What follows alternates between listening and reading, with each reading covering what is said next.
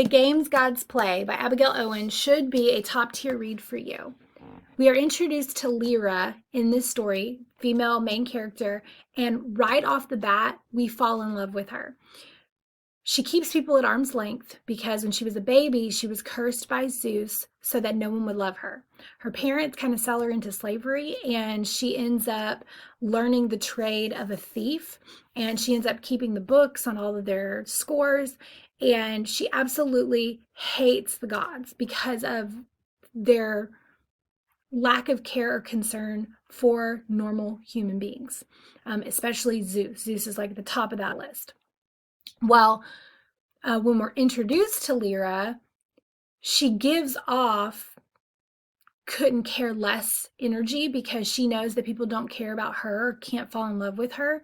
And she kind of keeps on the outside of relationships because she knows that no one's truly ever going to care for her. And because of that, she says what she wants, she does what she wants because who's going to care? Right? So I love that about her. Now, I will say that it is a front. She's using it as a shield because she does want people to care about her, but there's nothing she can do because she's cursed. So she's kind of trying to find a way to live with this hand that she was dealt. Similarly, we have Hades, who is the king of the underworld, and he has a PR problem, as Lyra puts it, and people automatically have certain assumptions about who he is and how he should act, and he kind of plays into that role a little bit, and he kind of leans in. He knows going in that people are automatically have certain preconceived notions about how he's going to look or act, and so he lives up to that name, even though that may not be exactly who he is. He doesn't want to change that perception. And so when we first meet him, he comes across rude and angry and very authoritative. And I mean, he does stay that way a little bit throughout the whole story until we really get the full picture. But we slowly start seeing a little bit more of who he is underneath the preconceived notions as we read through the story, and the more we are able to see, the more we actually fall in love with him. And the entire book is based around what's called the Crucible, and that is a game that is played by the gods, and they all get to pick a tribute to come and compete in these trials, to compete for who would be the king or queen, I guess, of the gods. Okay. Now, up until this point, up until this book, Hades has never participated in the Crucible. Well, for whatever reason, he decides to go and actually compete. Right now, we know at the very end, it's because of Persephone, and there's a lot to go on with that, but I don't want to spoil that for you. But there is a reason that he has now decided to actually go and be a part of the Crucible. So he actually gets to pick a tribute. And of course, he picks Lyra. And so right out of the gate, she is angry at him. She does not like this because they're human and they're competing in a trial with gods. And the gods do not play fairly. They each get to give their tribute gifts, but they have to earn them, and gifts aren't gifts if you have to earn them. And so the whole time, this whole story is based around the Crucible. Now, as we're going through, we do get to fall in love with a couple other characters. I absolutely love Cerberus.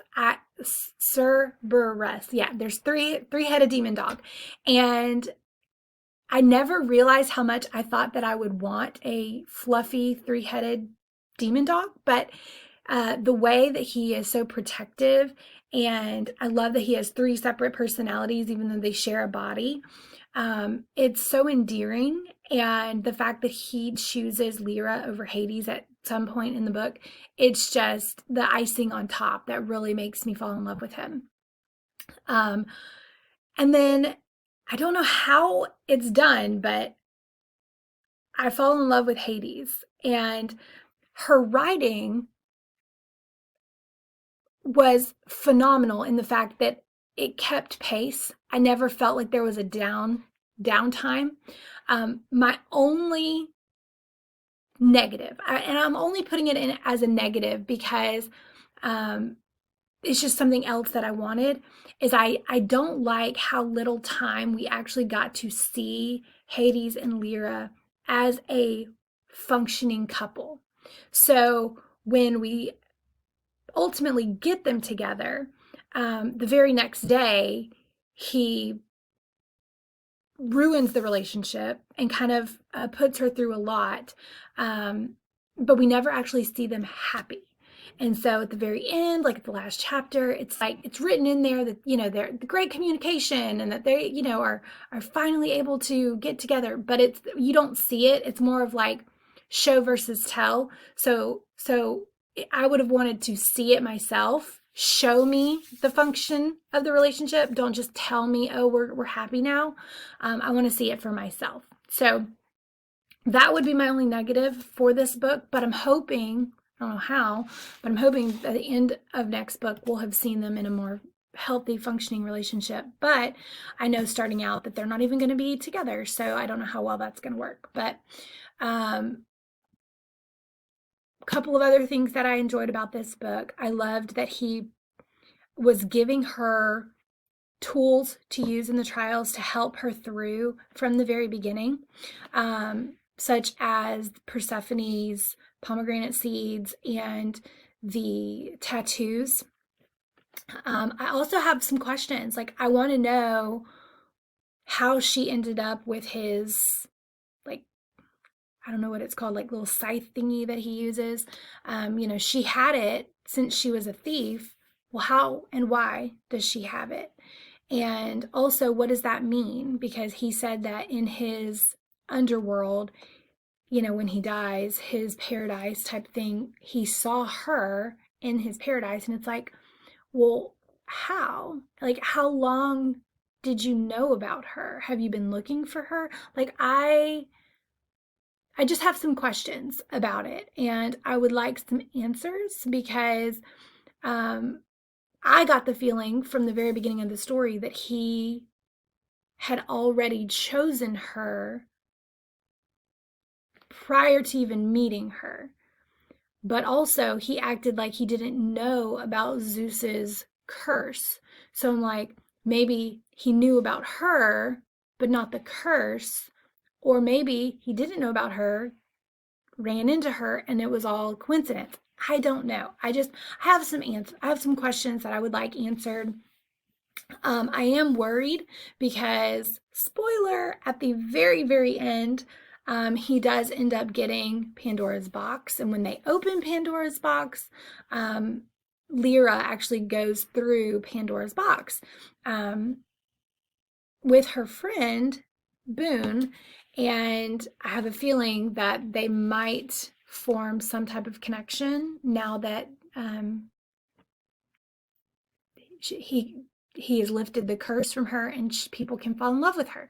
So I will say that when Boone died, I cried like a baby. Like, I literally was so sad, which was odd for me because, like, we only see him in certain chapters, and I didn't really even have a connection with him until literally the chapter where he died.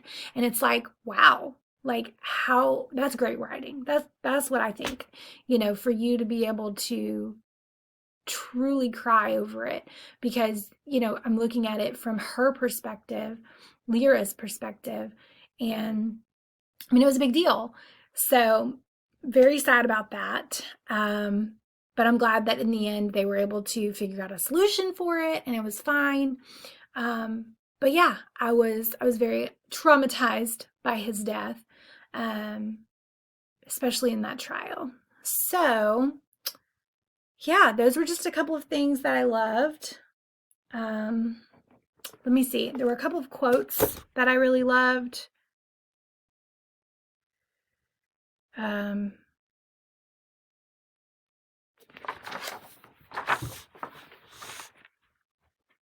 So one of the things that we see throughout the story is the idea that Hades calls Lyra his or mine, says that you're mine, you're mine, you're mine. And I love the push and the pull of that. While yes, Lyra is his tribute, she pushes him on it and it's like, I'm not property. I am not an object. You don't get to own me, right? And she even says, yours, my voice is turning a tad shrill and I don't give a damn. If you really meant that, you wouldn't kiss me for him, to show him, talking about Boone. You'd kiss me because you can't not kiss me, because I'm the only thing that you can see.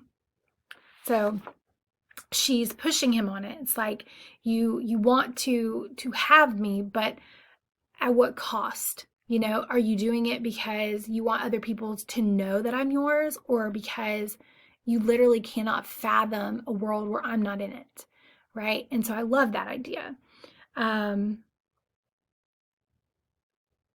Boone also, his line that like stole my heart was, "Let me go. I'll see your face again in about 80 years after you've had a long life." And I was like, oh, that's such a good friend. Like, I love him so much. So yeah, I definitely am glad that we're going to see him in book 2.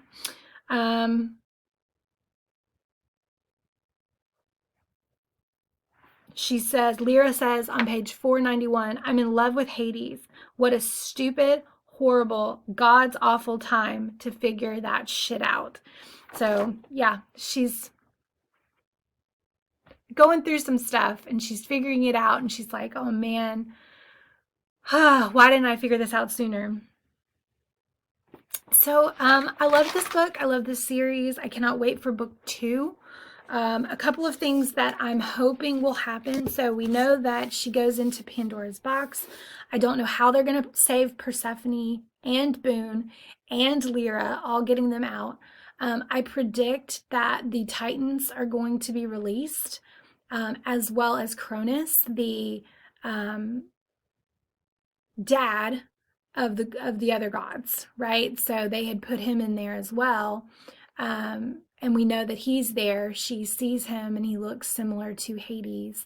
So she's in there with Hades' father, and he's not a nice guy, according to Hades. So that's going to be very interesting. I want to see how Hades handles life without Lyra for a little while, because we have seen in visions that he's going to burn the world down for her. And so, he's tried everything else to get Persephone out of this box. So I'm like, how's that going to work? How's it going to work? I don't know. But I loved this book. 5 stars for me. I would read it again right now. So if this sounds like a book for you, please pick it up. You will not be sorry.